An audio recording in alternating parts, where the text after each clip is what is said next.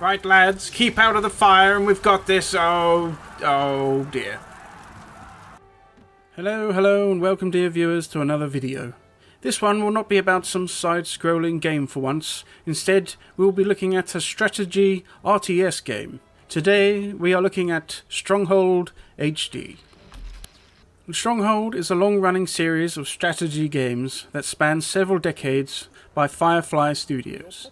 The series started with the original Stronghold game in 2001, set in medieval times, to the Crusader games and further sequels, all the way up to Stronghold Warlords in 2021. So you're actually doing a game that isn't some side-scrolling thing for once? Yes, I am indeed. I am not a one-dimensional dwarf.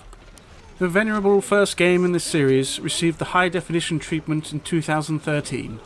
It will be this version I am talking today.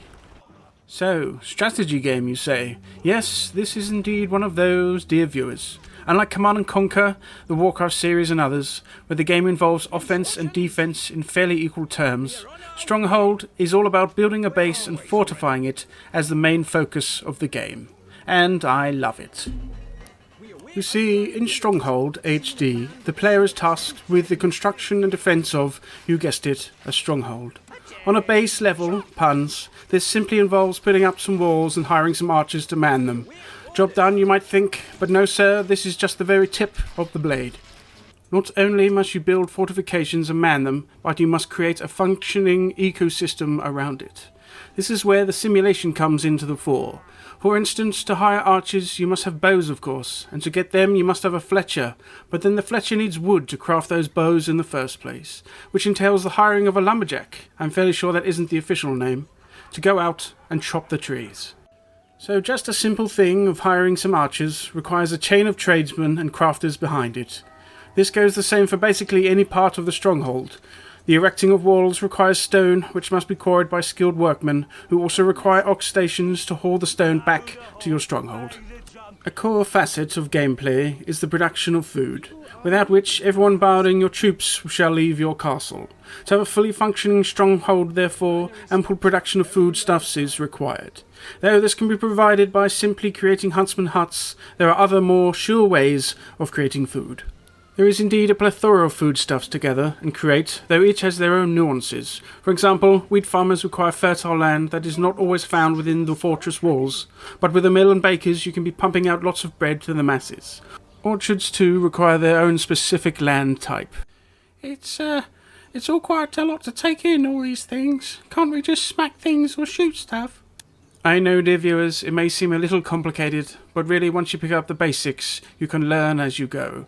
Luckily, the game features a well-stocked in-game wiki tutorial for you to peruse. Explanations for the buildings and what they do can be found within. Now, further to food, there's also trade goods that require your attention. Armour for certain troops must be created from hides, but also from iron, that you must procure from a livestock farmer and the ground respectively. Grain is required by a brewery to make beer that is then passed on to the inn. The inn touches on a key measure of your stronghold. Happiness. Happiness, dear viewers. I hope you have some in your lives. Happiness is tracked at the bottom of the screen along with golden population and is measured from 1 to 100. The number will change colour accordingly, with green being high numbers and red low. Depending on the current happiness of your settlers, you will be able to attract new people to your cause. A low happiness, of course, will stop the flow of people coming, but even worse, it may cause those already here to lose faith in your leadership and abandon you completely. Talking of faith, amongst some of the tools available to you to increase happiness is the erection of religious buildings. Having somewhere to worship and a priest to bless your inhabitants will raise their happiness. The aforementioned inn will also provide happiness in much the same way. Many a person having their problems solved and worsened by the same glass of beer. Things such as taxes and not enough food will cause your popularity to drop. And once this happens, you must be quick to the fore to stop out the displeasure before it gets any worse. For example, should you not be producing enough food to feed people, then happiness will start to drop rapidly. This in turn will cause citizens to start abandoning their trades as they look for food elsewhere. So a baker and farmers with not enough food might get up and leave, providing you with even less food, increasing the cycle of unhappiness even more so. Right, enough about the food and happiness and creating chains and stuff. What about the fighting? Yes, the fighting, there is some of that for sure. As mentioned at the start of this inane waffle, is that the fighting is quite different to some games like Command & Conquer, War, StarCraft, Warwind, Dune 2000, etc. During the military campaign, on most maps at least, the player is charged with defending a keep with only a bare handful of missions requiring you do any attacking. Typically, the player must quickly build up walls and towers to completely block out any enemy troops which might wish to make good inside your stronghold and kill all your wonderful citizens. While doing this, and of course all of the material, armor, food gathering, you must hire troops from the gold reserves and man your fortifications, along with any defences you might employ. At certain intervals, the enemy will amass troops outside your stronghold and then begin to lay siege. At earlier levels, this will take the form of archers and spearmen, but as you progress, you will face catapults, knights, and the feared trebuchet, amongst others. There is a plethora of ways to defend your base, besides the simple recruitment of troops, and this is what I really like about the game.